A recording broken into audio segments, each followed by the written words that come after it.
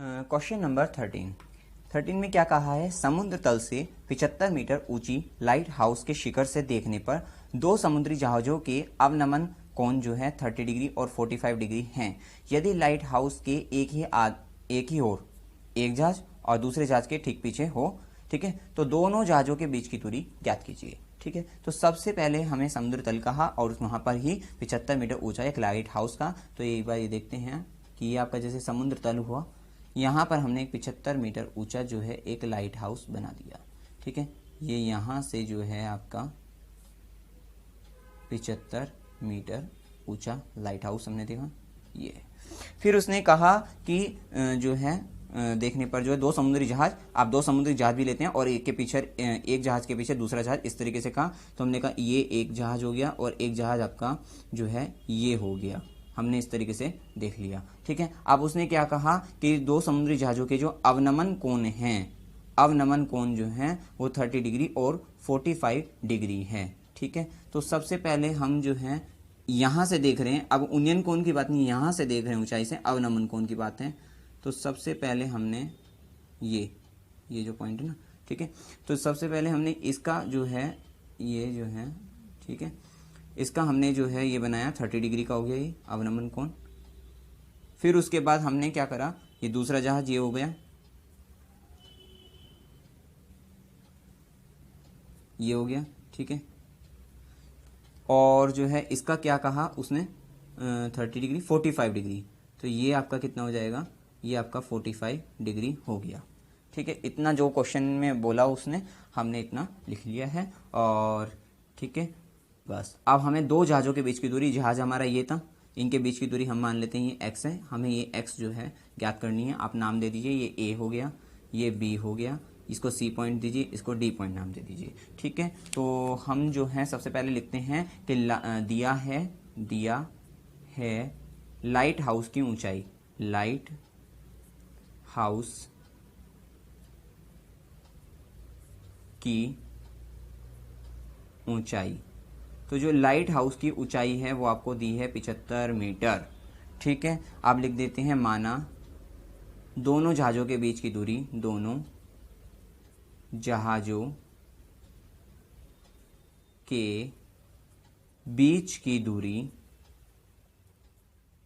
कितनी है, x मान ली हमने, x है। ठीक है, अब हम हल करते हैं क्वेश्चन को। सॉल्यूशन क्या है इसका, सबसे पहले हम समकोण त्रिभुज कौन से मिलेंगे ये देख लीजिए आप। ये 45 डिग्री का एंगल है यहाँ से, और हम जानते हैं अब ये अल्टरनेट एंगल वाली बात आ जाएगी यहाँ पे, एकांतर कोण, सॉरी एकांतर कोण हिंदी में ये हो गया। एकांतर कोण क्या होगा, ये वाला जो कोण होगा, क्योंकि ये दो समांतर रेखाएं होगी और ये तिर्यक रेखा AC काट रही है, तो ये जो कोण होगा 45 डिग्री का, ये जो कोण होगा वो इसके बराबर होगा 45 डिग्री। ठीक है, तो अब लेते हैं हम समकोण त्रिभुज, समकोण त्रिभुज ABC में।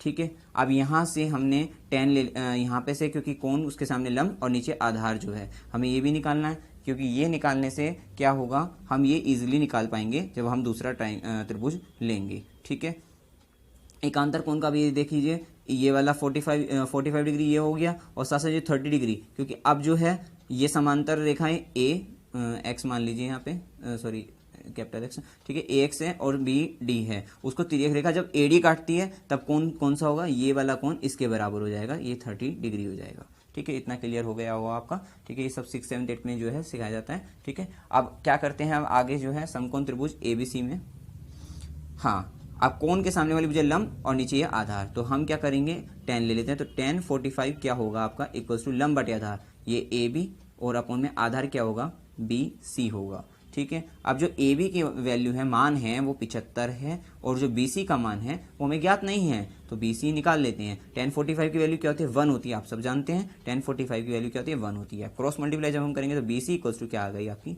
75 आ गई। ठीक है, इतना क्लियर हो गया।